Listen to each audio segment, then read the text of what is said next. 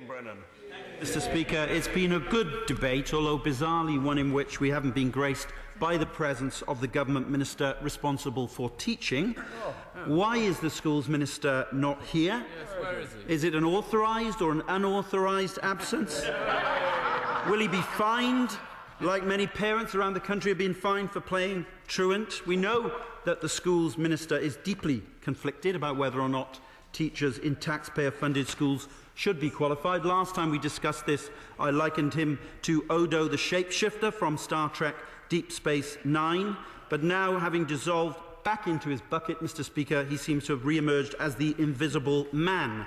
But the truth is, we have a part-time schools minister who's absent because he's performing his other job in the Cabinet Office of trying to hold this coalition together. He should be here in the House, Mr. Speaker, answering for his policies in the House of Commons, even if he doesn't agree with his own policies, which, when we last checked, appeared to be his position. Now, Mr. Speaker, the government once tried to convince us that they understood the importance of teaching. They even released a white paper of that title. But everything that they've done in office has been about an ideological obsession with structures, an easy headline about numbers of academies and free schools. And they've undermined and neglected the teaching profession, alienated hard-working, qualified professional educators, and sent the morale of the profession into the cellar. Last year, a survey conducted by YouGov found that 55% of teachers had described their morale as low or very low, and that figure had risen from 42% in just 8 months. 69% said their morale had declined since the 2010 general election. Only 5% thought the government's impact on the education system had been positive. Now, Mr. Speaker, it may be that for some of the lunatic fringe which the Secretary of State has employed as his special advisers, that these figures are fine because, in their view, teachers are just Marxist troublemakers. But they couldn't be more wrong in actual fact. In fact, when YouGov asked teachers their voting intentions at the last general election, 33% said they'd vote Tory, 32% said they'd vote Labour, 27% Lib Dem. Actually, teachers, and I think I may be the only member of either front bench in either house who used to be a school teacher, teachers are a politically moderate, sometimes conservative, with a small c, group of swing voters. But the Secretary of State, Mr. Speaker, has worked his magic on them with his advisers. This important group of middle-class swing voters now say in the latest poll on teacher voting intentions by YouGov that the support amongst teachers for the Conservatives is down from that 33% to 16%. Well done. The support for Labour is up from 32% to 57%. And the Lib Dems, well, actually, if their minister can't be bothered to turn up, I can't be bothered to read out the figure, Mr. Speaker, for what the Lib Dems. But let's just say, not at the moment, let's just say they're neck and neck with the Greens and behind UKIP.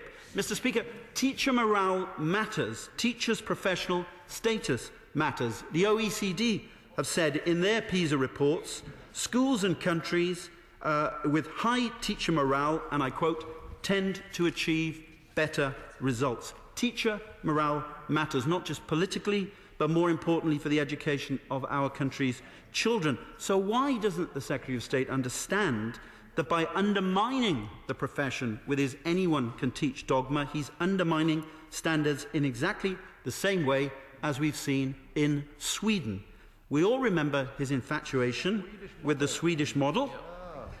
He even wrote about it in the Independent newspaper, headline, Michael Gove, we need a Swedish education system. I.e., we need free schools, eventually for profit, as in Sweden presumably, and unqualified low-paid teachers. His praise was effusive for Sweden. He went on to say, what has worked in Sweden can work here too. Well, we don't hear much from him, not at the moment. We don't hear much from him about Sweden now because I can say, I think, without fear of being characterised by the Statistics Authority of abusing PISA statistics, unlike the Secretary of State, who was rapped on the knuckle for that when he spoke about PISA statistics for this country, Sweden has plummeted down the PISA tables after pursuing the very reform programme, including unqualified teachers, which the Secretary of State is now adopting in this country. And there's some evidence for the chair of the Select Committee, if he wants it. He could take a look at that with his committee. That's why Sweden is now as invisible in the Secretary of State's speeches and articles as the schools minister is in this debate on teaching. Now, it would be helpful if the government were willing to tell us what qualifications teachers actually have in schools, particularly those causing concerns. And I asked him earlier on about the Al Medina Free School in Derby on October the 16th, column 746 of the official report last year in a parliamentary question about the qualifications held by teachers in free schools. I was told, and I quote, data on each qualification held by each teacher is not collected. I thought that couldn't be right, so on the 18th of November 2013, column 729, I asked in anonymised form for the qualifications held by the teaching staff at the Al Medina Free School at the beginning of last September's term, and was told it would be, and I quote, inappropriate to publish any details until the Secretary of State for Education had concluded next steps in the case. So then I went on and asked on January the 14th, on January the 6th, when those next steps had been taken for the qualifications, and I was told again, column 729, it would be inappropriate to publish any details of staff qualifications. On January the 14th, I asked for what reason it was inappropriate, and I received an answer simply repeating that it would be inappropriate to answer the question. Now, Mr. Speaker, Lloyd George was once driving around North Wales, and he stopped his car and asked for directions of a Welsh farmer, and he said, "Where am I?" And they said, "You're in your car."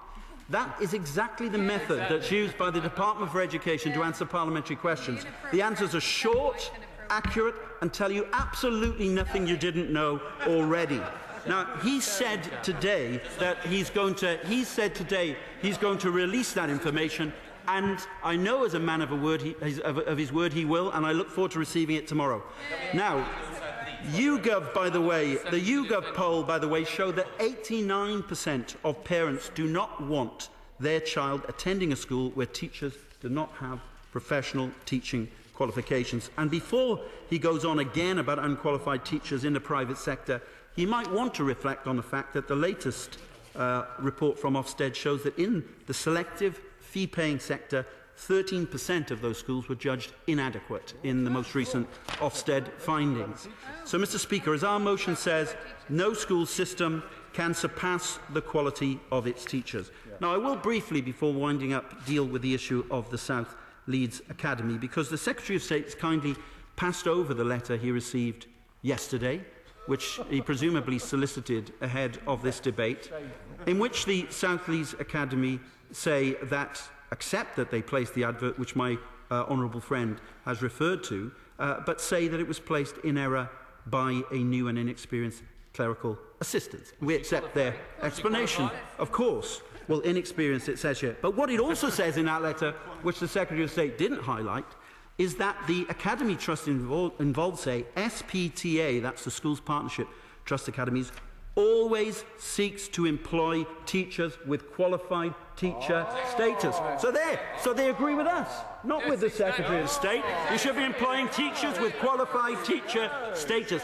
He's wrong and we're right, and they agree with us on this issue. Now, that's why I'm afraid I haven't time, unless he wants to eat into the time of his honourable friend. He's eating into the time of his honourable. I'll give way.